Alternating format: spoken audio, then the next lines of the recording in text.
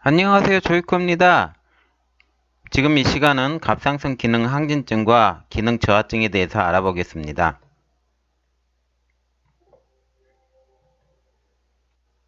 그림에 보이는 것과 같이 갑상선의 위치는 목 앞부분, 목젖 바로 뒤에 있습니다.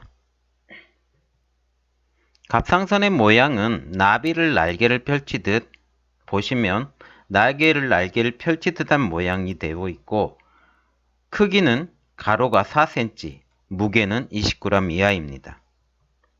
기능은 여러 종류의 호르몬을 분비하는데 특히 여성 호르몬, 남성 호르몬, 피질 호르몬이 분비가 됩니다. 여기서 또 하나는 요오드를 원료로 해서 갑상선 호르몬을 합성하는데 요오드가 원료가 되기 때문에 이거 갑상선 호르몬의 가장 중요한 것이 됩니다. 그러면 갑상선 기능 항진증에 대해서 알아보겠습니다. 갑상선 기능 항진증은 갑상선의 호르몬이 정상보다 많이 분비되는 증상입니다. 갑상선 기능 저하증은 갑상선의 호르몬이 정상보다 적게 분비되는 증상을 말합니다. 그 원인은 우리가 예상하는 것과 달리 요오드 때문이 아니고 구리 때문입니다. 구리가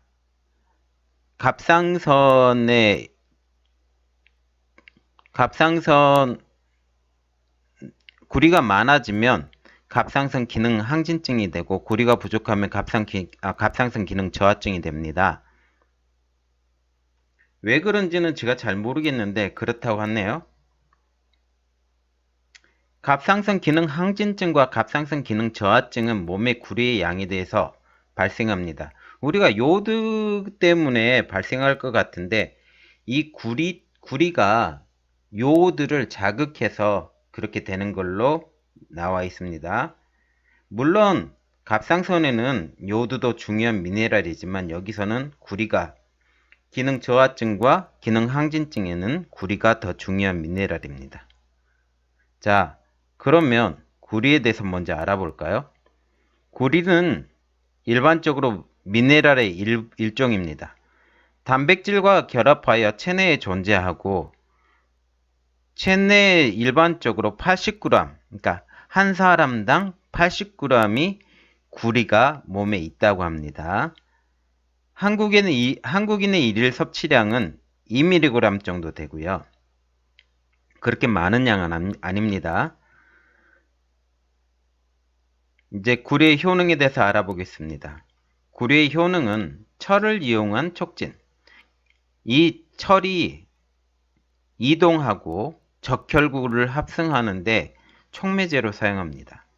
두 번째로 효소의 재료가 되고 세 번째로는 뼈와 피부, 머리카락, 혈관벽의 건강을 유지하는 데 도움을 준다고 합니다.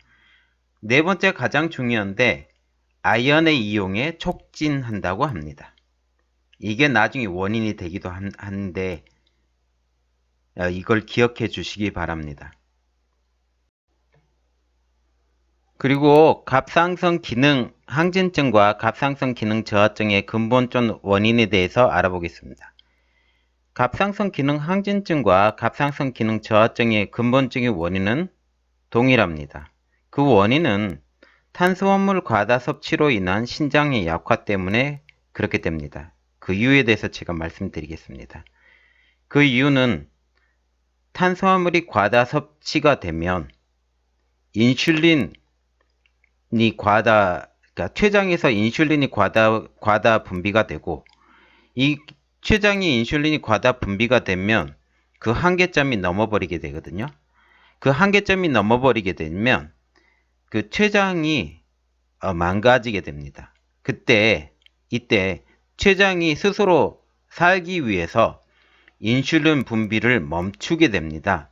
그래서 우리가 그 췌장이 망가진 사람은 인슐린 주사도 하게 되고 그리고 당뇨병 걸린 사람도 인슐린 주사를 맞게 되는 거에 췌장이 스스로 인슐린 분비를 멈추기 때문에 그렇게 되는 겁니다. 이로 인해서 신장은 인슐린 공급이 줄게 되며 이 이유로 당뇨병이 발생합니다. 여기서 정말 알아야 되는 건 당뇨병이 신장병이 아니라 원래는 췌장병이라는 것을 기억해 주시기 바랍니다. 자, 당뇨병에 좋은 미네랄은 아연입니다. 아연이 나중에 췌장도 살려서 인슐린 분비도 늘리게 하는 게 아연입니다. 자, 구리는 아까 말했다시피 아연을 신장에서 역할을 하게 하는 촉매제로 사용하는데, 이러한 이유로 아연이 소모가 많아지면 몸속에 구리 함량이 점점 줄게 됩니다. 점점 줄어서 기준치 이상으로 줄게 되면 갑상선 기능 저하증의 원인이 되기도 합니다. 그런데 아연의 소모가 계속 많아지고 나중에는 소모될 아연도 없어지게 되면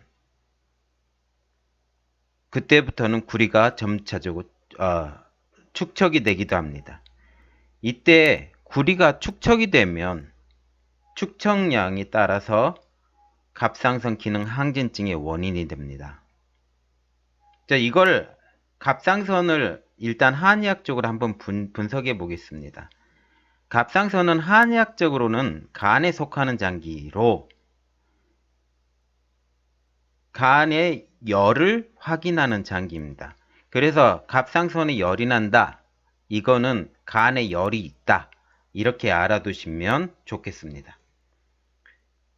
또 간은 신장의 자식, 그러니까 신장이 모혈이 되고, 이때는 신장이 모혈이 되고 간은 자의 혈이 되기 때문에 간은 신장의 자식이 되는 상황이 되므로 신장이 아프면 자식인 간도 따라 아프게 됩니다. 이게 당뇨병이 되는 거죠. 당뇨병이 걸리면 간도 나빠집니다. 자, 이때 간이 또 아프게 되면 간의 자식인 장기인 폐도 따라서 아프게 되는데, 그렇게 되면 간이 아프기 때문에 간이 아프면 심장도 따라서 아프게 됩니다. 이때 간은 신장의 자식이 되는 상황이 되므로, 그러니까 모자 관계가 형성이 돼요. 여기 보통 보면 목화토금수로 해서 오행이 흐르는데, 그 오행을 따라서 모자 관계가 계속 바뀌어가는 거죠. 여기서 간은 신장의 자식이 되고, 이 신장의 자식이 때문에 어미인 신장이 아프게 되면 자식인 간도 따라서 아프게 됩니다. 또 간이 아프면 간이 자식인 장기인 심장도 따라서 아프게 됩니다. 그래서 병의 진행이 목화토금수, 췌장부터 시작해서 폐, 신장, 간, 심장, 다시 췌장, 이런 식으로 계속 아프게 됨을 우리가 알게 됩니다. 한의학적으로 갑상선에 의해서 추측이 될 수 있는 병은 신장병, 이거는 간에 모혈이 되기 때문에 그렇게 되고요. 대표적인 병은 당뇨병, 골다공증, 이런 병이 예상이 될 수 있고, 또 간병, 시력감퇴나 근무력증, 이런 병들을 생각할 수 있습니다. 그리고 아들인 심장병으로 옮아갈 수 있다는 경고도 또 될 수가 있습니다. 갑상선 기능 저하증으로 생기는 병, 첫 번째로는 빈혈, 철의 촉매제의 역할이 되기 때문에 그런데, 철의 촉매제가 역할이 할 수 없기 때문에 적혈구가 생성이 되지 않거든요. 적혈구가 생성이 되지 않기 때문에 충분한 헤모글로빈이 만들어지지 않습니다. 그러므로 좋은 헤모글로빈이 만들어지지 않음으로 인해서 산소 공급이 원활하지 않기 때문에 빈혈이 생기고, 당뇨가 또 생깁니다. 아연의 촉매로서 사용되기 때문에 아연이 계속 촉매로 사용되지 않으면 당뇨가 계속 더 심해짐을 알 수 있습니다. 또 고혈압, 적혈구의 부족으로 고혈압이 또 생길 수가 있고요. 자, 그러면 갑상선 기능 항진증으로 생길 수 있는 병은 기본적으로 더위를 참지 못하는 것에 대해서 나타나 있습니다. 이러한 이유로 갑상선 기능 저하증에만 우리가 생각할 때 갑상선 기능 저하증은 그냥 구리만 투약하면 된다고 생각하는데, 구리를 투약을 하게 되면 몸에 있는 아연이 소모가 다시 되기 시작하거든요.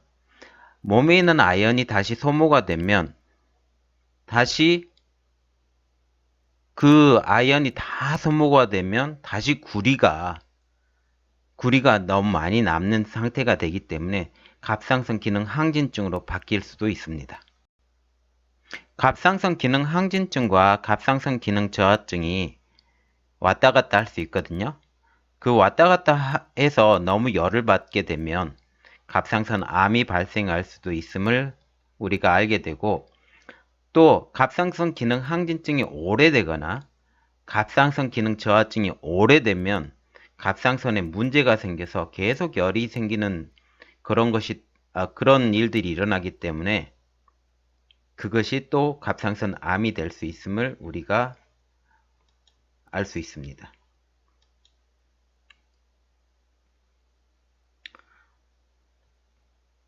자, 치료 방법은 아연과 구리를 동시에 섭취하는 방법이 제일 좋습니다. 이 방법은 당뇨병에 대한 미네랄 치료 방법과 동일한 방법이고, 아연은 충분히 고용량의 아연을 섭취하는데, 아연을 매일매일 섭취해야 되고, 아연이 충분히 섭취되고 난 다음에 아연은 몸 밖으로 배출이 되기 때문에 아연의 섭취량에 대해서는 그렇게 많이 고민하지 않으셔도 됩니다. 그리고 구리를 너무 고용량을 섭취하게 되면 윌슨병의 위험이 있으니 이것도 주의하시기 바랍니다. 오늘도 청취해 주셔서 감사합니다. 구독과 좋아요는 사랑입니다. 여러분의 사랑을 가지고 제가 이 일을 할 수 있으니 많은 구독 버튼 눌러주세요. 감사합니다.